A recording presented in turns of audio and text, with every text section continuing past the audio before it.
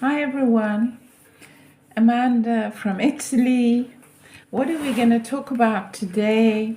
The subject of today's video is it's a follow-on from my post I did about 10 things I wish I knew before I came to Italy. So I've been covering things that many expats find difficult when they move to a brand new place, Italy, the different customs, the culture in Italy, and what can cause culture shock. And culture shock is pretty bad when it hits you. So perhaps these are going to be some of my tips for avoiding feeling that culture shock so much, and perhaps also my tips, hopefully they'll be helpful to you, on how you can make yourself settle in. So stay with us. If you haven't subscribed yet, my name's Amanda. I talk about Italy, living in Italy, and all the things involved in that, getting citizenship here, becoming a permanent resident here. So if any of that interests you, stay here, subscribe, don't forget to like the video, and let's get into it. Okay, so the Dolce Vita. Everyone talks about the Dolce Vita. We've just had lunch, and I'm having a little glass of beautiful Italian wine to toast the coming of spring, and it's close to Easter time here. I have these gorgeous kind of flame apricot-y tulips. And by the way, that's one of the tips. If you don't feel so at home here, try to do some of the things that make you feel great about yourself. So you've probably heard about self-love is the greatest love of all, and it really is. If you're not taking care of yourself, if you don't feel that you're being heard either by your own actions or by the people who surround you, some change needs to happen. So how did I come to feel settled, where I now feel that I'm in the right place? I love it here. That doesn't mean that I don't miss my family so often. If you're one of those people that have your family across the ocean, you'll know exactly what I mean. But I'm just going to talk about some of my experience here and the realizations I've come to when I'm having a really bad day, of why I feel that way and how I can get myself out of it. Because we don't want to be in that place. It's not a nice place to be. And for those of you who dream of living in Italy, you should also watch this, because, okay, you could say that many people, wherever they move to in the world, would have similar experiences and feel culture shock, but this is going to be particularly Italy based. Okay, lovely. So one of the first things that you can do, and I found to do, is as soon as possible, and I know some people are going to roll their eyes at me, but I'm going to say it because it's essential. I did a post over Easter about being understood and making deep friendships and feeling wanted and feeling loved and feeling supported. And we all need those special, important people around us, people we feel are in our side, are fighting in our corner for us. And you can't do that if you can't be understood. So literally from the first moment I planted my feet in Italy, I had no choice but to speak Italian. None of the people I was around, it was in Tuscany, by the way, I was running a villa for a friend for just a few months. I hadn't planned to stay here. I came to run a villa. He had English guests coming, English-speaking guests, mostly from Europe, but all the staff were Italian. Getting a bus needed me to speak Italian. Getting a little apartment in the city of Lucca in Tuscany, where I lived. Yeah, those of you who live in Lucca know what I'm talking about. It required Italian. There were a couple of people who could speak a few words of English, and I was so joyful for that. But, I needed to speak Italian. And I can honestly say I didn't have the money to go and study. I didn't have the money to go to school, and there wasn't all the language apps there are now. I literally just had to start. Yeah, I mean, I would arrive at this villa and there would be 10 people, the gardener, the pool cleaner, the people delivering the stuff for the winery. People were arriving with tiles, and I had to organize them. I had to collate everything that was happening, and I had to do it in Italian. I think in the beginning they laughed their heads off at me. They were quite gracious in that they tried, with my sign language and a few English words thrown in and a smattering of Italian that I studied at night. Somehow we got through it, but I'm sure they went home and just burst into laughter. And in fact, sometimes they burst into laughter in front of me, and I just had to handle it because it's funny. I mean, of course it is. But from that very moment, I now think that was the best thing for me. I was literally thrown in the deep end of the pool immediately. I didn't have time to go into things of saying, oh, I don't really enjoy this. It's hard. The app isn't helping me. I can't get my pronunciation right. I'll just hang out with my English friends and my expat friends. I couldn't do that. I had to. I was literally chucked in the deep end and I had to swim. How did I learn to swim? Well, one of the things that I found useful right from the beginning, and I've used this with many people who've asked me how to learn English. Get yourself a little notebook that you take everywhere. It must be in your bag, in your back pocket, in your coat pocket, everywhere. When you're on the bus, when you're on the train, not when you're driving, because you can't write and drive at the same time. Well, unless you're an unusual person, but most people can't write and drive at the same time. And you're going to write down every word that you see in front of you. So you develop this habit of saying, what's that? Wall in English. What is wall in Italian? Muro. And so you go on. What's that? Okay. A plate. What is a plate in Italian? Piatto. And you go on like that. And eventually you'll find that you've got a whole lot of words. And at night, when you could be scrolling through your phone listening to rubbish, or watching rubbish, or even watching great things, you could also run through your book. So on the one side you have the English, and on the other side you have Italian. So you have to cover up the Italian you've written and rehearse this. So in English, wall, in Italian, muro, and you just have to keep repeating it until it sticks in your brain, and maybe write a sentence with it using it.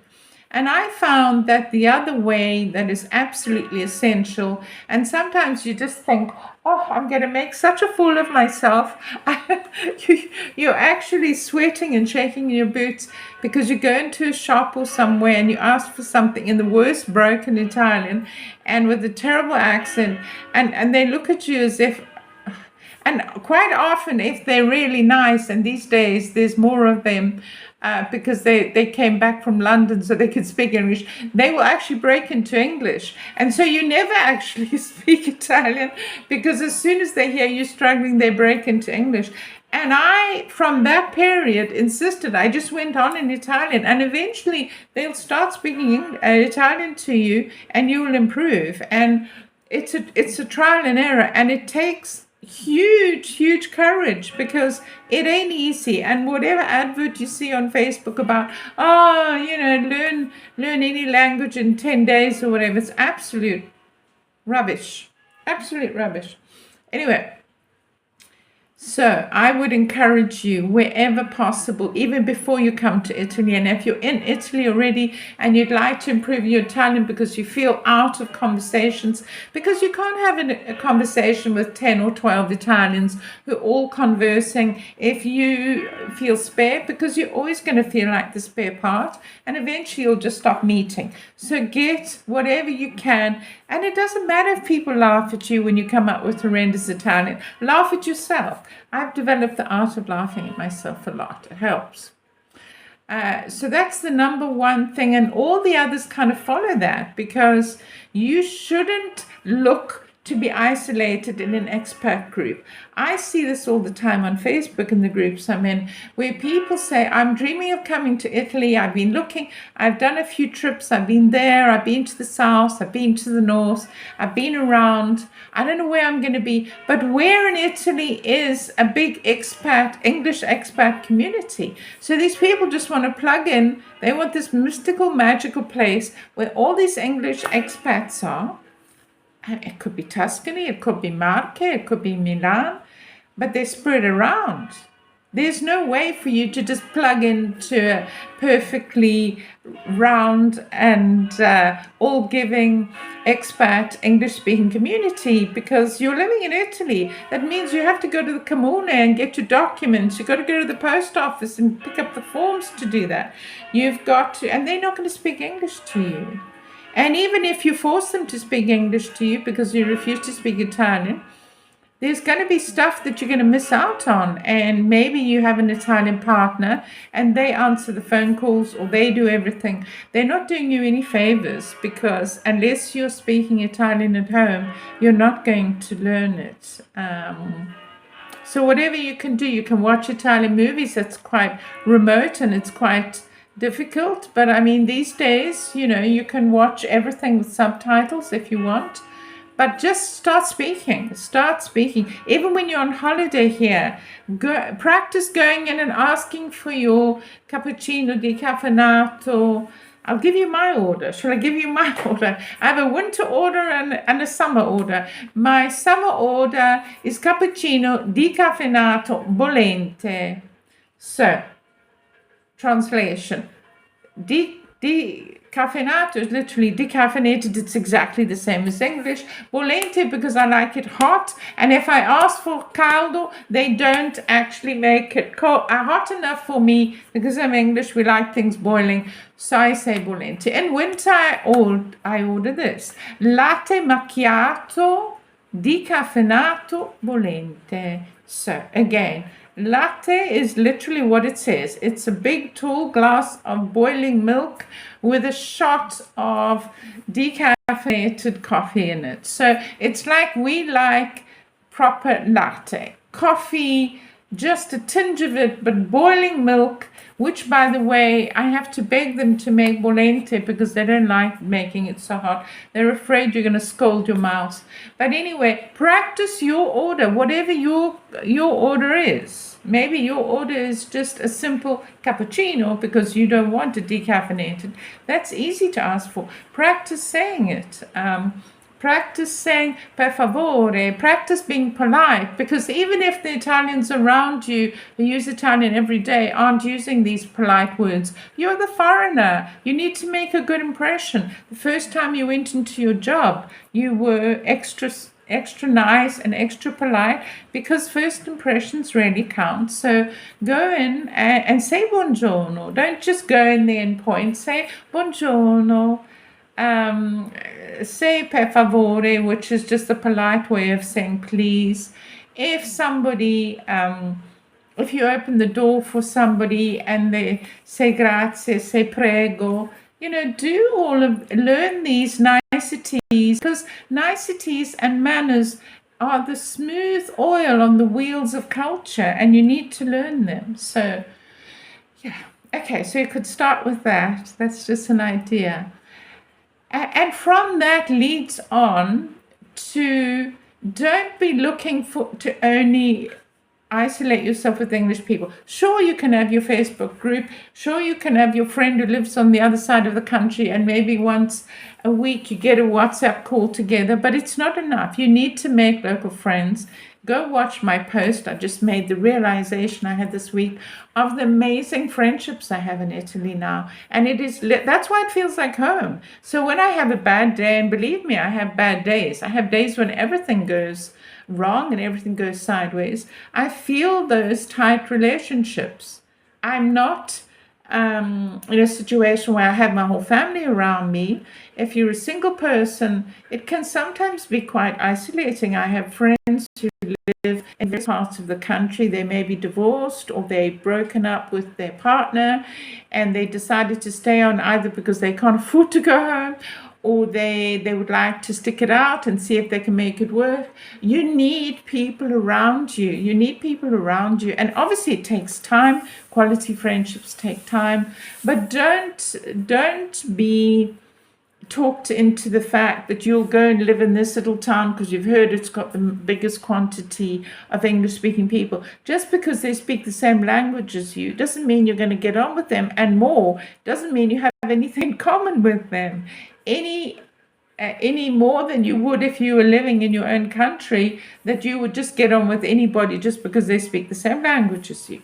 Obviously, it is nice to have one or two. So don't be tempted into that. I've got my phone here on a kind of tripod, and it's a bit shaky if I touch it with my knee. So I should stop doing that because I don't want you to feel seasick. Yes. So don't be tempted by that. Also, don't be tempted by just, saying, oh, well, I've fallen in love with Italy on holiday, therefore, how bad can it be? It can be pretty bad. The answer to how bad can it be, it can be pretty bad when things go wrong and that you can't find the apartment that you dreamed of finding because it's just busy, or there's just not available, or in your price range, or you realize that the money that you brought out isn't what you thought. It doesn't cover as much as you thought it would cover. The cost of living is more. There's a whole lot of things that can go wrong, and so you have to stick to your dream. You can't give up on the first closed door, and there'll be tons of closed doors. So my other piece of advice is don't walk straight into the closed door. See the closed door and say, okay, let me regroup, let me rethink, let me approach this from a different angle. And this week was my perspectives week. A whole lot of perspectives came rushing at me, and I thought, here I am. There were years before, like even 6 years into my trip here, I'd wake up in the morning, I'd think, I actually live in Italy. Everybody else wanted to be here, wanted to visit me on holiday, and I would just wake up randomly on a good day. On bad days, I wake up and I just need my cup of tea or coffee, and then I'm already into my list, the things I have to confront today. But on a good day, I would lie in bed and think, I live in Italy and I speak fluent Italian. I dream in Italian, by the way, now. And I would think, it's true, I actually live here. Dolce Vita. This is my 22nd anniversary we're celebrating today. 22 years since I came to that first trip where I looked after the villa for my friend who couldn't speak a word of Italian. And yes, maybe you got married here and your marriage didn't work out.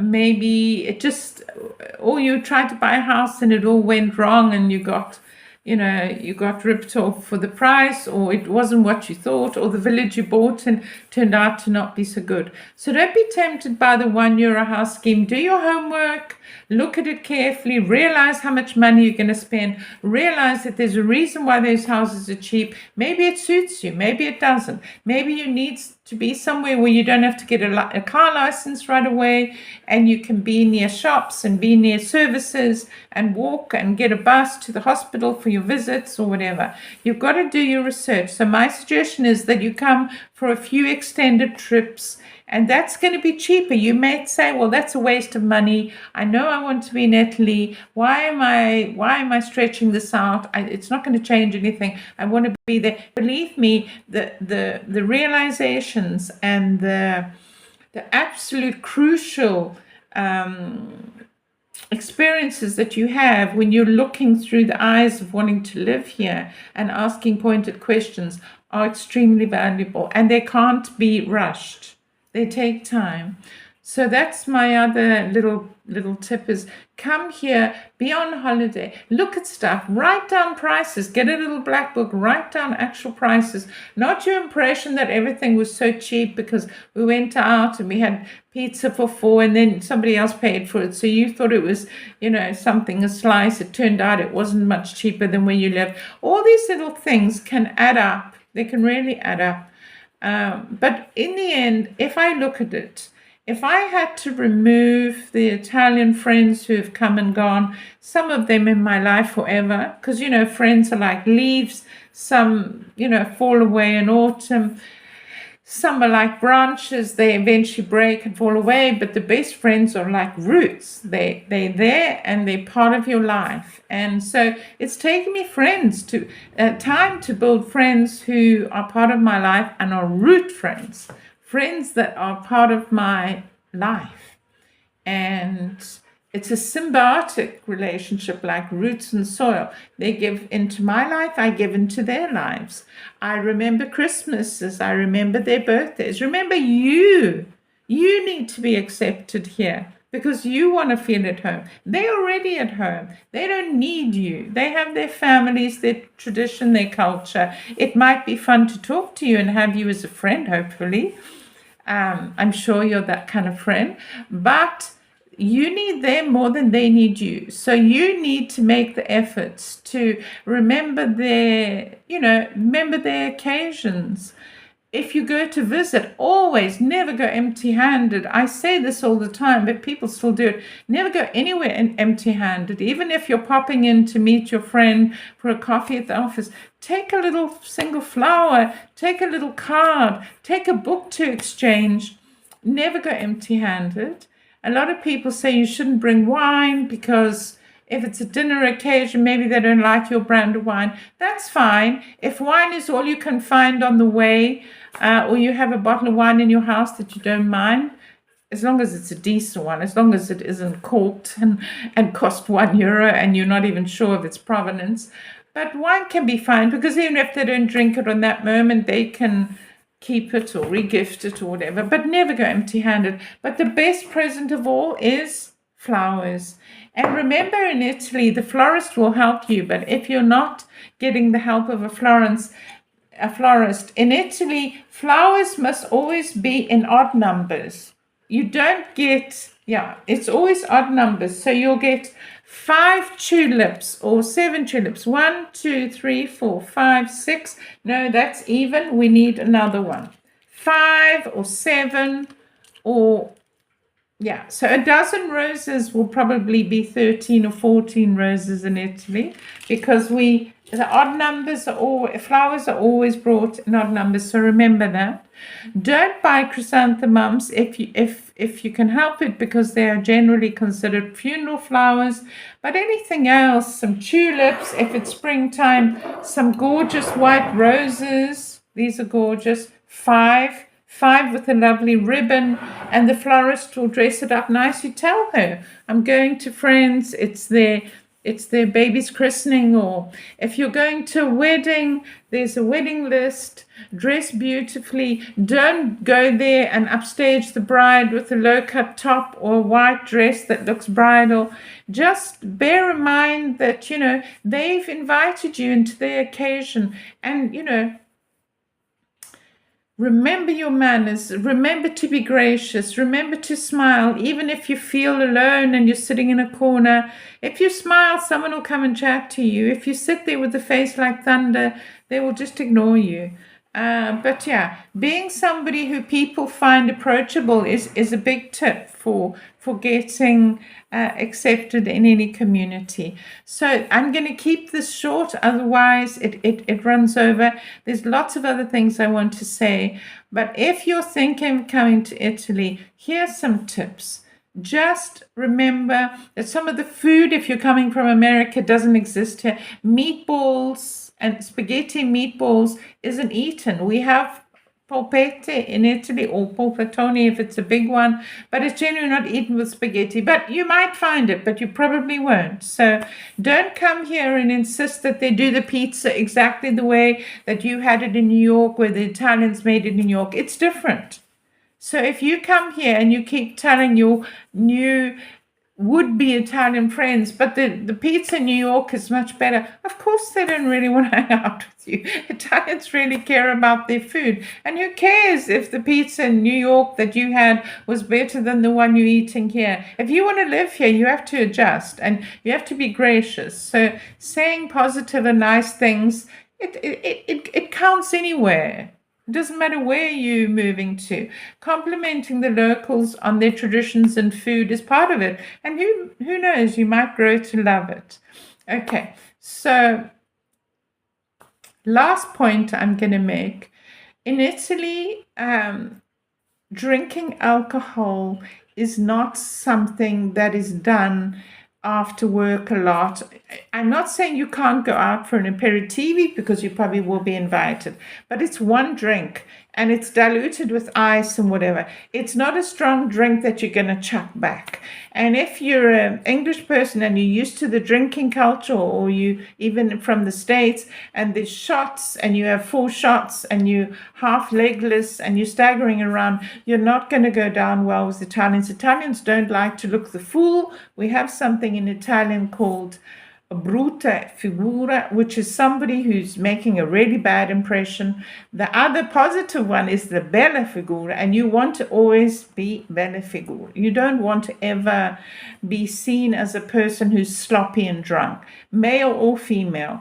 You might see a teenager occasionally who's imbibed something, but generally adults don't go out in Italy and slosh about. And so keep yourself to a tiny glass of wine. And if you are having dinner and they offer you a second a pour of wine, and it'll be a little glass, it won't be full to the top. Just have a glass of water in between so that you can keep yourself nice and crisp and friendly and just happy and jolly. Also, if you're pouring a drink for an Italians, be it wine or whatever, don't fill it right to the brim, because it's not considered good manners in Italy to fill a glass of wine to the brim, or any drink, even if it's orange juice. Always kind of a 3/4 glass, okay? So there's some little tips. I'm going to end this now with a positive thought that all your plans are going to work out for Italy. And I wish you a very happy summer coming up, and happy planning for your trip to Italy. And buona fortuna. See you on the next one. Don't forget to subscribe. And if you like this, like the video, leave me a comment. Let me know where you're planning, where you've been, what you've seen. Love to get your comments. Bye for now from Amanda here in Italy. Bye. Bye.